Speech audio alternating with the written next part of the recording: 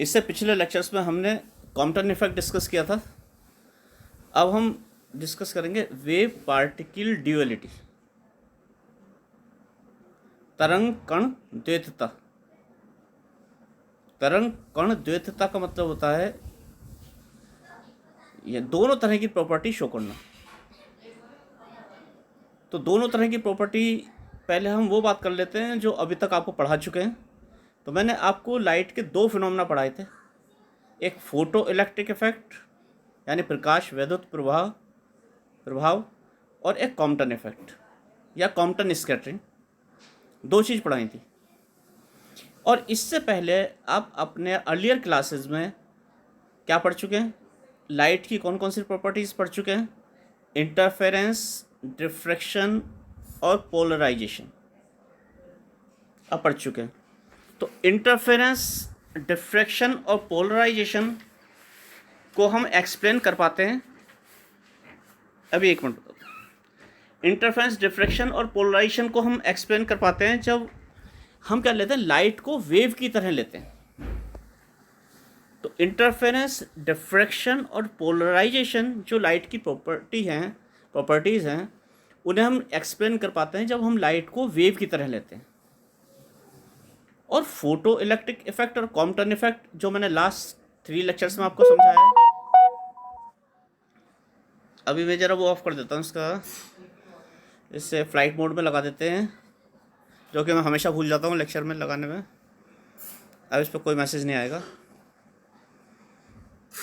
तो मैं बता रहा था कि आपका इंटरफेरेंस, डिफ्रैक्शन और पोलराइजेशन लाइट की वो प्रॉपर्टीज़ होती हैं जिसे हम लाइट को वेव की तरह ट्रीट करते हैं, तब हम एक्सप्लेन कर पाते हैं।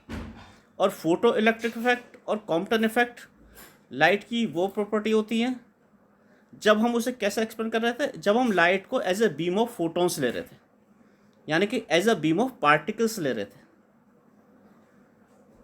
तो इन सब पांचों प्रॉपर्टी जो मैंने आपको बताई हैं, इन सब प्रॉपर्टीज़ का कंक्लूजन क्या निकाल सकते हैं?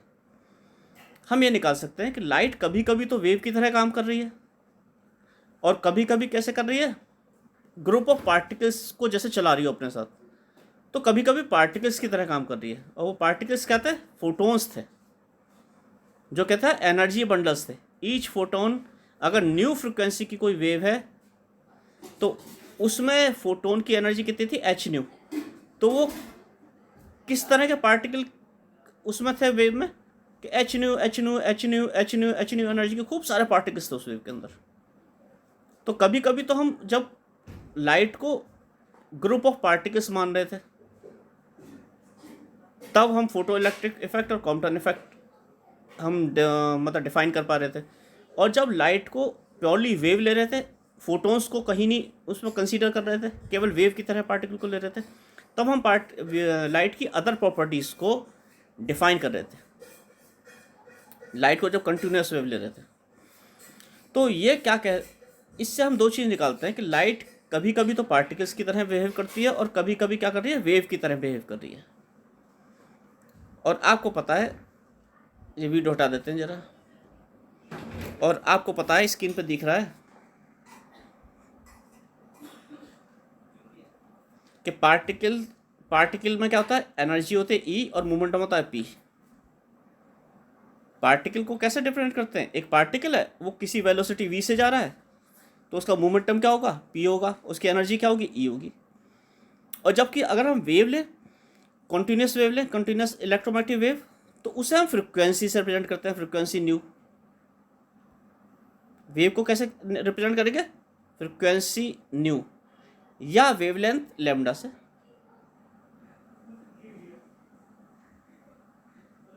या फिर वेवलेंथ कैसे रिप्रेजेंट? लैम्डा।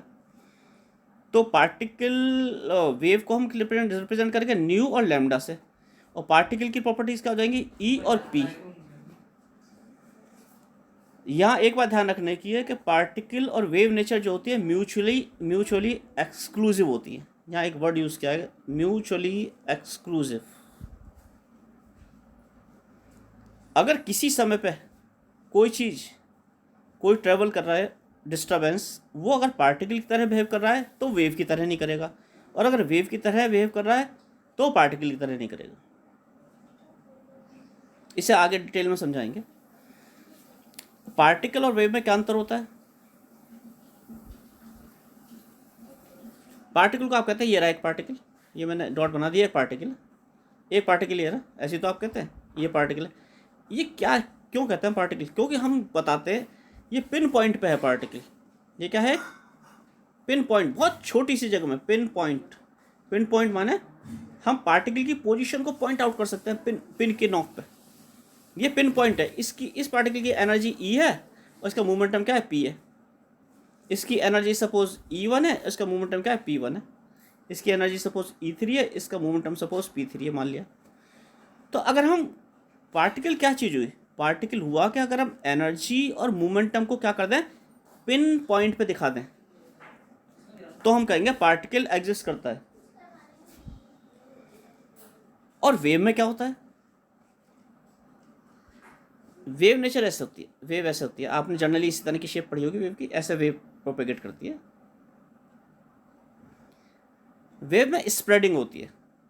तो इस वेव की जो एनर्जी होगी या इसमें जो मोमेंटम स्प्रेडिंग होगी, मोमेंटम जो चल रहा है या एनर्जी जो चल रही है, वो हम पिन पॉइंट नहीं दिखा सकते। इसमें एनर्जी की स्प्रेडिंग है, यहाँ पे सारे में एनर्जी फैली हुई है, पता नहीं कहाँ कहाँ। तो वेव में क्या होता है? वेव में, तरंग में एनर्जी क्या होती है? स्प्रेड होती है, फैली हुई रहती है, एनर्जी की स्प्रेडिंग हो जाती है। वो पिन पॉइंटेड नहीं बता सकते आप एनर्जी को। अगर एनर्जी को आपने पिन पॉइंट बता दिया तो इसका मतलब वो पार्टिकल है। इसीलिए वेव में एनर्जी स्प्रेडिंग होती है, इसीलिए वो न्यू और लैम्डा प्रॉपर्टी होती है, फ्रीक्वेंसी या फिर वेवलेंथ से रिप्रेजेंट करते हैं वेव को।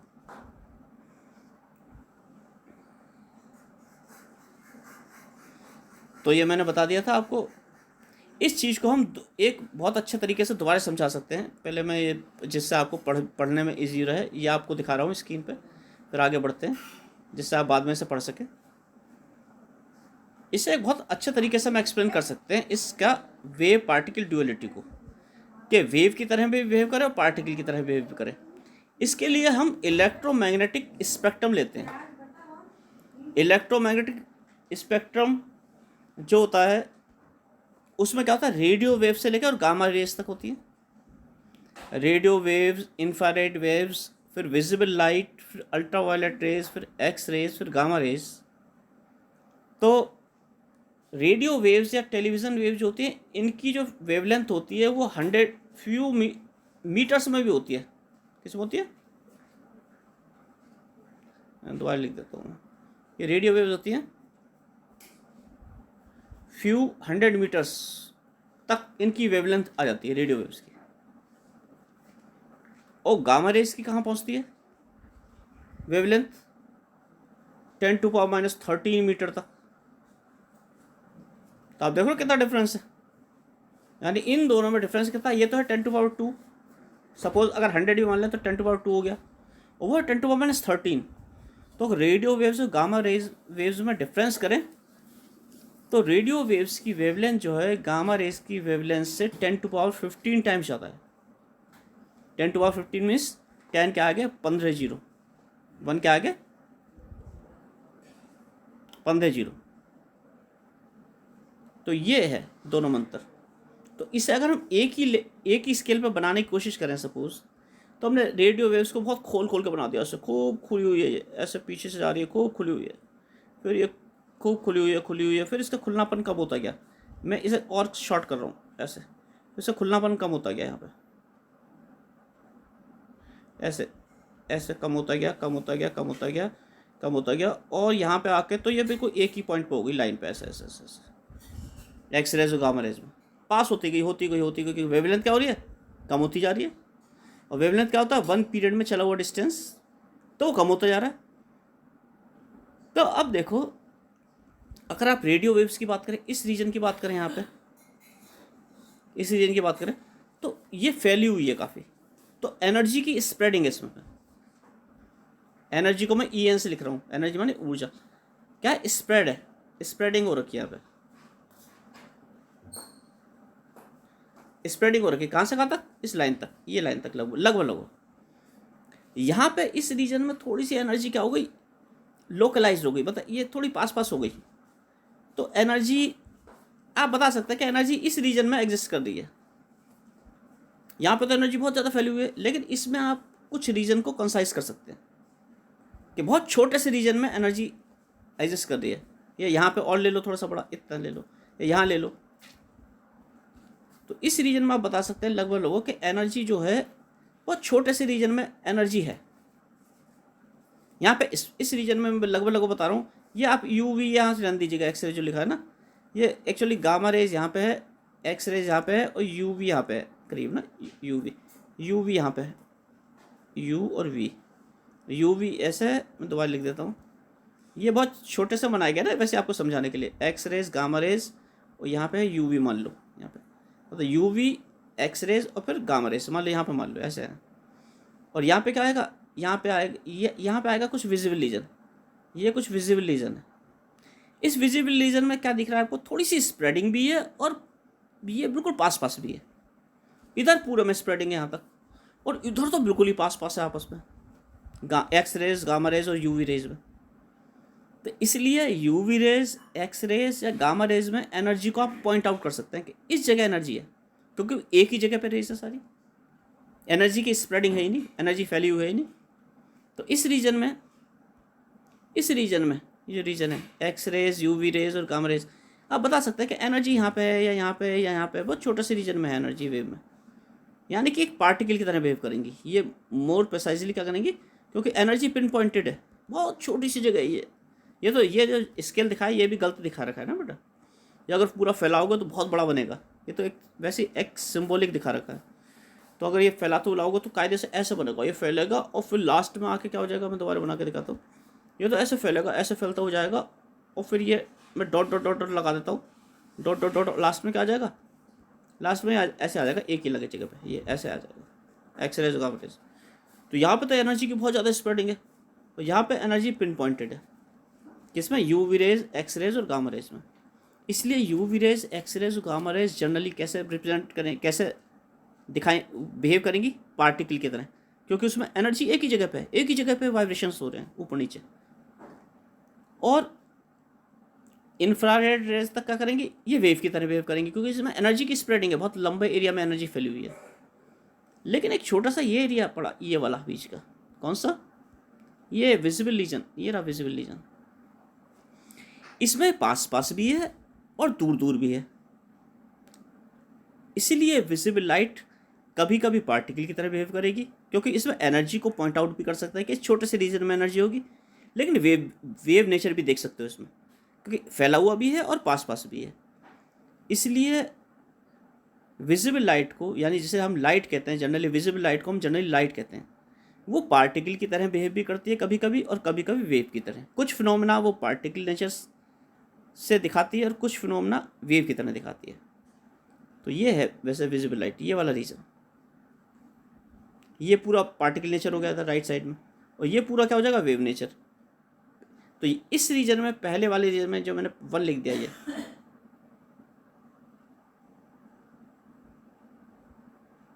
मैंने क्या लिख दिया यहाँ पे, 1 लिख दिया। इस 1 रीजन में ये 1 लिख दिया, यहाँ पे दोबारा लिख देते हैं 1, फर्स्ट रीजन, इसमें तो वेव नेचर डोमिनेट करेगा, और 2 रीजन में पार्टिकल और वेव दोनों नेचर डोमिनेट करेंगे, कभी पार्टिकल नेचर डोमिनेट करेगा, कभी वेव। और तीसरे में कौन सा डोमिनेट करेगा, इसमें पार्टिकल नेचर डोमिनेट करेगा, क्योंकि इसमें एनर्जी एक ही जगह पे पिन पॉइंटेड हो गई है। तो इलेक्ट्रोमैग्नेटिक वेव के स्पेक्ट्रम से भी आप दिखा सकते हैं। अब जो प्लैंक्स ने क्वांटम हाइपोथेसिस दी थी, उसके हिसाब से पता है कि अगर लाइट क्या होती है, फोटोन की फॉर्म में चलती है, थोड़ा छोटा कर देते हैं।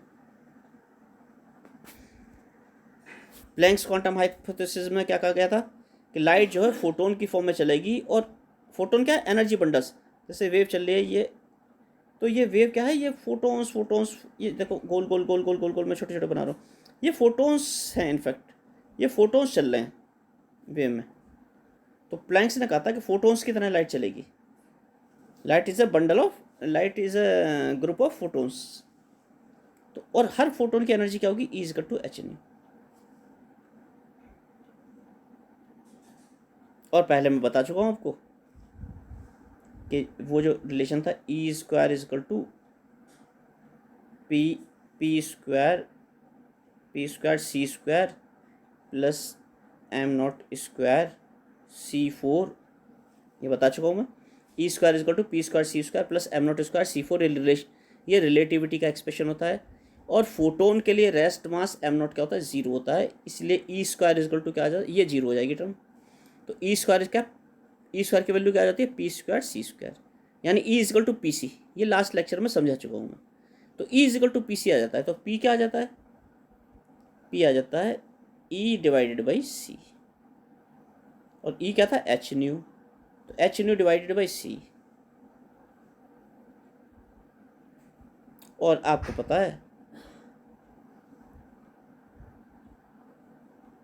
ये थोड़ा सा हटा देते हैं, ऊपर साफ कर देते हैं ऊपर का रीजन, क्योंकि यहाँ मुझे लिखना है, थोड़ा सा साफ कर देता हूँ क्योंकि यहाँ लिखना है मुझे भी स्क्रीन पे। तो एच न्यू बाई सी, और आपको पता है कि न्यू इजिकल टू क्या होता है, nu is equal to C by lambda, यानी lambda is equal to C by nu. तो nu divided by C, nu divided by C, nu divided by C is equal to 1 by lambda हो गया। New divided by सी क्या हो गया, 1 by lambda. तो nu divided by सी की value 1 by lambda रख दो, तो पी इजिकल टू क्या आ जाएगा, एच बाई लेमडा आ जाएगा। यहाँ पे ये वाली वैल्यू रख दो यहाँ पे, तो मैं लिख देता हूँ दोबारा काट के, P is equal to E by C is equal to H nu by C is equal to H C by lambda, और C by nu is equal to H by lambda. तो फोटोन के लिए रिलेशन आ गया। यहाँ पे एक बात ध्यान रखने की, ई जो है, ई है एनर्जी, ये पार्टिकल की प्रॉपर्टी होती है। पी है मोमेंटम, ये भी पार्टिकल की प्रॉपर्टी होता है। न्यू है फ्रिक्वेंसी, ये वेव की, ये तो ई तो पार्टिकल की प्रॉपर्टी हो गई, पार्टिकल को पी आर लिख दिया मैंने, पी आर। पी भी क्या हो गया, मोमेंटम, पार्टिकल की प्रॉपर्टी हो गई। न्यू जो है किसकी प्रॉपर्टी हो गई, वेव की, डब्लू लिख दिया मैंने। और लैम्डा भी वेव की प्रॉपर्टी है, वेव माने डब्लू लिख दिया मैंने, वैसे ही लिख दिया। तो ये इक्वेशन क्या करती हैं, प्लैंक्स क्वांटम हाइपोथेसिस में क्या हो रहा था, पार्टिकल की प्रॉपर्टी से वेव की प्रॉपर्टी को कोरिलेट कर रहे थे। क्यों, क्योंकि इसमें लिख दिया था E is equal to H nu, E particle property थी और न्यू वेव प्रॉपर्टी थी। तो पार्टिकल की प्रॉपर्टी से क्या कर दिया, वेव प्रॉपर्टी को कोरिलेट कर दिया। इसी तरह से P is equal to H by lambda आ गया था, पी पार्टिकल की प्रॉपर्टी थी और लेमडा क्या थी, वेव की प्रॉपर्टी थी। यहाँ भी पार्टिकल को वेव से रिलेट कर दिया गया, यानी करेक्टरिस्टिक्स थी, प्रॉपर्टी ना कह के करेक्टरिस्टिक्स मोर अप्रोप्रिएट वर्ड है। तो ये सब आपको पता लग गया। इसके बाद आता है लुईस डी ब्रोगली, जो आप पढ़ चुके हैं वैसे तो, आपको आइडिया है थोड़ा सा। तो डी ब्रोगली ने एक हाइपोथेसिस दी। डी ब्रोगली ने कहा कि हम अध्ययन कर चुके हैं कि फोटो इलेक्ट्रिक इफेक्ट और कॉम्पटन इफेक्ट जो है वो किससे एक्सप्लेन हो रहा है, लाइट की पार्टिकल नेचर से, लाइट के पार्टिकल नेचर से एक्सप्लेन हो रहे हैं। और इंटरफेरेंस और डिफ्रैक्शन वेव नेचर से रिफ्लेक्ट क्या हो रहे हैं, एक्सप्लेन किए जा रहे हैं। तो समटाइम्स वो पार्टिकल की तरह बिहेव कर रही है लाइट, और समटाइम्स वेव की तरह बिहेव कर रही है। उसने क्या कहा, उसने कहा इसका मतलब फोटोन्स जो हैं, कभी कभी लाइट क्या कर रही है, वेव की तरह बिहेव कर रही है, कभी कभी फोटोन्स की तरह बिहेव कर रही है। उसने कहा केवल ये लाइट के केस में सही नहीं है। उसने 1924 में लुईस डी ब्रोगली ने, यार फ्रेंच फिजिसिस्ट था, फ्रांस का, इसने सजेस्ट किया कि जो वेव और पार्टिकल का मिक्स नेचर है ना, जो लाइट दिखा रही है, लाइट क्या दिखा रही थी, वेव पार्टिकल ड्यूअलिटी दिखा रही थी, वेव पार्टिकल ड्यूअलिटी। तो 1924 में लुईस डी ब्रोगली ने कहा कि जो वेव पार्टिकल ड्यूअलिज्म है, यानी वेव पार्टिकल ड्यूअलिटी है, ये केवल लाइट नहीं दिखाती, ये केवल लाइट का स्पेशल फीचर नहीं है, it is not a special feature of light alone, but the material particles must also exhibit such dual behaviour.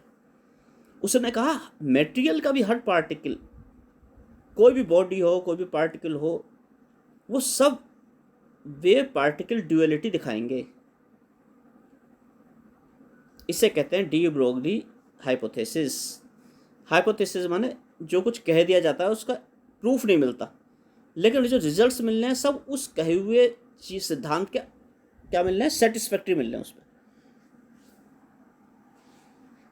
सारे रिजल्ट्स जितने मिलेंगे एक्सपेरिमेंट्स के क्या मिलेंगे, तो इसने कोई बात कह दी डी ब्रोगली ने, तो सारे जितने भी एक्सपेरिमेंट के रिजल्ट्स मिल रहे थे सब उस बात को सेटिस्फाई कर रहे थे, लेकिन उसका कोई एक्सपेरिमेंटल प्रूफ नहीं है, तो उसे हाइपोथेसिस कह देते हैं वैसे। तो इसमें लिखा भी है it has no immediate experimental proof. तो डी ब्रोगली ने क्या कहा, डी ब्रोगली ने कहा कि फोटोन के लिए E इक्वल टू एच नहीं होता है और P equal to E by C होता है। अभी हम ऊपर देख चुके हैं, तो P equal to H by lambda आ गया। किसके लिए आ गया, फोटोन के लिए। P equal to H by lambda या lambda equal to H by P, एक ही बात है। P equal to H by lambda या lambda equal to H by P, ये डी ब्रोगली इक्वेशन कहलाती हैं या डी ब्रोगली वेव इक्वेशन कहते हैं। इसने कहा ये जो इक्वेशंस होंगी ये हर पार्टिकल के लिए एप्लीकेबल होंगी, केवल लाइट के केस में नहीं होंगी। कोई भी पार्टिकल अगर वो m मास का v वेलोसिटी से मूव कर रहा है तो उसका मोमेंटम क्या हो जाएगा, mv। तो उसके साथ क्या होगी, एक वेव लेंथ, वेव एसोसिएटेड होगी उसके साथ।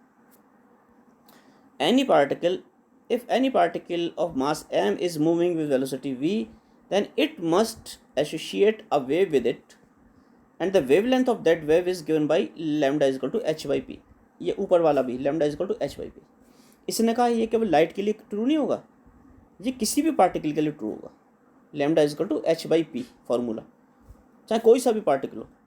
अगर चार्ज पार्टिकल है कोई, suppose we have a charge particle of charge q, charge है सपोज हम पे, चार्ज या चार्ज पार्टिकल एक ही बात है।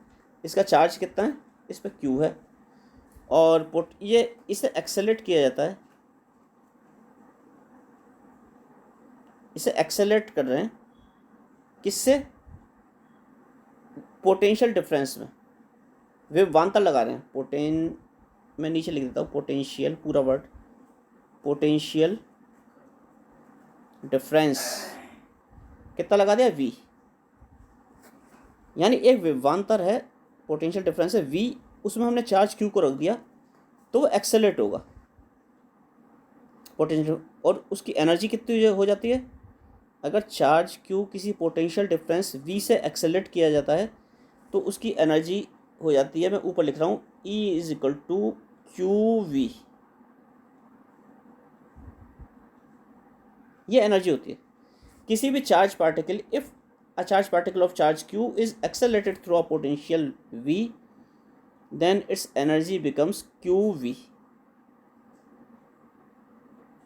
ठीक है, एनर्जी QV हो गई, यानी काइनेटिक एनर्जी गेन करता है वो। तो काइनेटिक एनर्जी कितनी हो गई किसी भी चार्ज पार्टिकल की, if a charge particle of charge q is accelerated through potential v, then its kinetic energy becomes QV, and you know very well that kinetic energy is half mv square, so half mv square is QV, half mv square is QV, so v is, what is v, या इसमें m का multiply कर लो, चलो तो ये हो जाएगा, इसे m से मल्टीप्लाई करना है, 2m से मल्टीप्लाई कर लें दोनों तरफ, इस इक्वेशन को 2m से मल्टीप्लाई कर रहे हैं। जब 2m से मल्टीप्लाई करेंगे तो ये लेफ्ट साइड में हो जाएगा m square v square, 2m से मल्टीप्लाई करेंगे यहाँ हो जाएगा 2m QV। सो mv क्या हो जाएगा, स्क्वायर हटा दें, यहाँ पे डिलीट कर देते हैं, स्क्वायर हटा देते हैं, mv की वैल्यू निकाल लेते हैं। इससे mv की वैल्यू निकालने के लिए आप इसमें स्क्वायर रूट लगा दीजिए, अंडर रूट लगा दीजिए, तो mv की वैल्यू हो गई 2m QV, और mv means p, mv means p, तो p की वैल्यू हो गई square root of 2m q और v, ये हो गई p की वैल्यू। तो अगर कोई चार्ज पार्टिकल जिसका चार्ज q है, v पोटेंशियल डिफरेंस से एक्सेलरेट हो रहा है, तो उसका मोमेंटम p इक्वल टू हो जाएगा square root of 2m QV। तो उसकी वेवलेंथ कितनी हो जाएगी, उसकी वेवलेंथ हो जाएगी lambda equal to H by P, H divided by P. तो उसकी वेवलेंथ हो जाएगी, ऊपर लिख देते हैं इसे बिगाड़ के, ऊपर इरेज कर देते हैं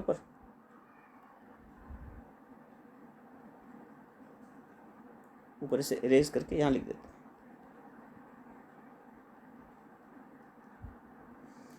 तो इसकी लैम्डा हो गई, इसका लैम्डा हो गया H upon P. It means H upon P means P की वैल्यू रख दो, पी हो गया square root of 2m Q V. ये चार्ज पार्टिकल के लिए डी ब्रोगली वेव इक्वेशन हो गई। Lambda equal to H upon square root 2m Q V, ये चार्ज पार्टिकल के लिए हो गई। अगर चार्ज पार्टिकल हमारा इलेक्ट्रॉन हो तो उसका आवेश कितना हो जाएगा, चार्ज क्यू की जगह स्मॉल ई हो जाएगा, क्योंकि इलेक्ट्रॉन का चार्ज हम स्मॉल ई से दिखाते हैं। तो इलेक्ट्रॉन के लिए इक्वेशन क्या हो जाएगी, H upon square root 2m ev, ये आ गई। इफ एन इलेक्ट्रॉन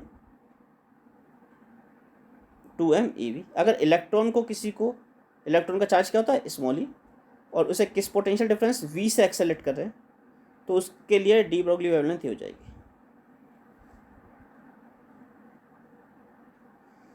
इसी तरह से थर्मल पार्टिकल्स के लिए भी निकाल सकते हैं। थर्मल पार्टिकल्स के लिए अगर देखें, किसके लिए, thermal particles means if a particles get thermal energy, thermal kinetic energy. तो आपको पता है थर्मल पार्टिकल के लिए काइनेटिक एनर्जी आप 3/2 kT ले सकते हैं, 3/2 kT। के क्या है यहाँ पे, बोल्ट्जमैन कांस्टेंट।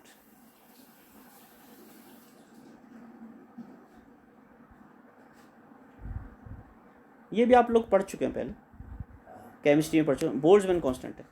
तो काइनेटिक एनर्जी हो गई 3/2 kT, और काइनेटिक एनर्जी पता है आपको हाफ mv² होता है। तो 3/2 kT को इक्वल किसके रख दें, हाफ mv² के बराबर रख दिया।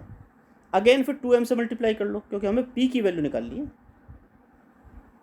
तो इसे जान के खाली ख़त्म कर हो गई, तो यहाँ दोबारा लिख देते हैं। तो आपका होगा 3/2 के बोल्ट्जमैन कांस्टेंट है, ध्यान रखने का, छोटा स्मॉल के T is equal to half mv², ये लिख लिया था हमने, half mv²। Thermal energy 2m से मल्टीप्लाई कर लो,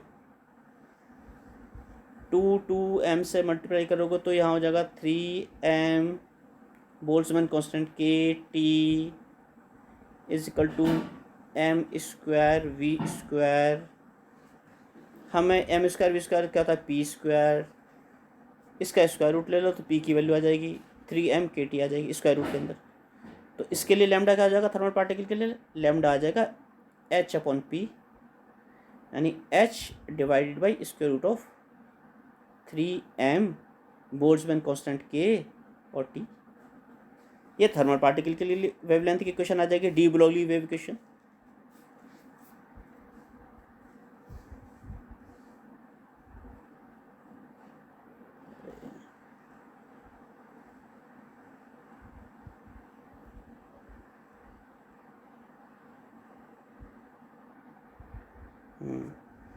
यहाँ दिखाना था, the waves associated with moving particles are called matter waves.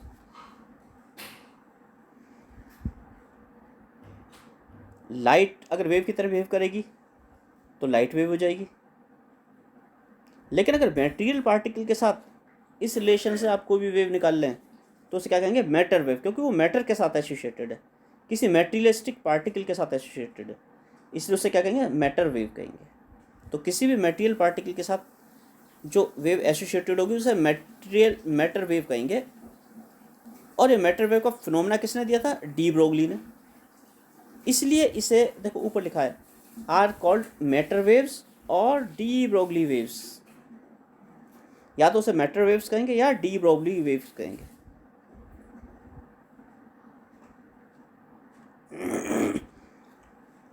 यहाँ पे एक एग्जांपल दे रखा है, सपोज ए क्रिकेट बॉल है, उसके 500 ग्राम की है, वो सपोज 50 किलोमीटर पर आवर से वो मूव कर रही है।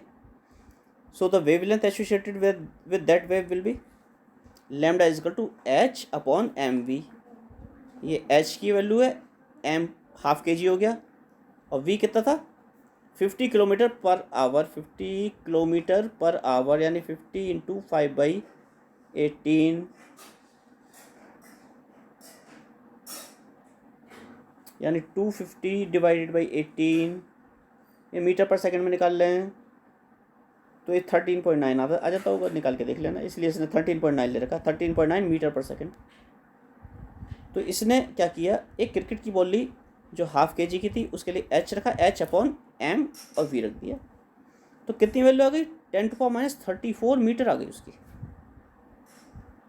यानी उस क्रिकेट बॉल के साथ जो वेव एसोसिएटेड होगी, उस वेव की वेवलेंथ कितनी आ गई 10⁻34 मीटर, जो कि उस क्रिकेट बॉल के साइज के कंपैरिजन में बिल्कुल ही जीरो समझ लीजिए, नेग्लिजिबल है वो तो साइज ऑफ बॉल के कंपैरिजन में। इसलिए क्रिकेट बॉल के साथ एसोसिएटेड जो वेव फिनोमेना है वो नेग्लिजिबल है, वो हमें नहीं दिखेगा, इनसिग्निफिकेंट है वो हमारे लिए। इसलिए लाइन लिख दी which is insignificant in comparison to the size of ball. इसी तरह से अगर हम इलेक्ट्रॉन ले लें, कोई सपोज कोई हम इलेक्ट्रॉन ले लें, इलेक्ट्रॉन के लिए हम निकालते हैं लैम्डा।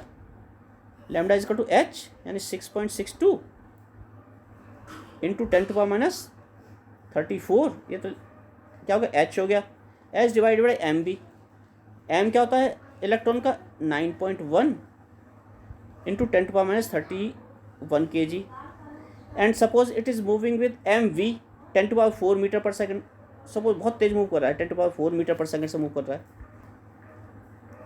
तो कितना हो जाएगा, यह आ जाएगा 6.62 इंटू 10⁻34 डिवाइडेड बाई 9.1 इंटू 10⁻, कितना आ जाएगा 27, यानी अप्रॉक्सीमेटली कितना आ जाएगा, ये 10⁻7 मीटर के ऑर्डर के आ जाएगी सॉल्व करके, 10⁻7 मीटर। और आपको पता है 10⁻7 मीटर किस ऑर्डर की होती है, ये विजिबल लाइट के ऑर्डर की है। तो जो इलेक्ट्रॉन के साथ वेव एसोसिएटेड है उसकी वेवलेंथ विजिबल लाइट के ऑर्डर की है, और विजिबल लाइट को तो आप देख सकते हैं, उसे ऑब्जर्व कर सकते हैं, देख सकते हैं, क्या मतलब ऑब्जर्व कर सकते हैं। इसलिए इलेक्ट्रॉन की वेव नेचर आप ऑब्जर्व कर लेंगे, और क्रिकेट बॉल की वेव नेचर आप ऑब्जर्व नहीं कर पाएंगे क्योंकि वो आ रही थी 10⁻34 के ऑर्डर की।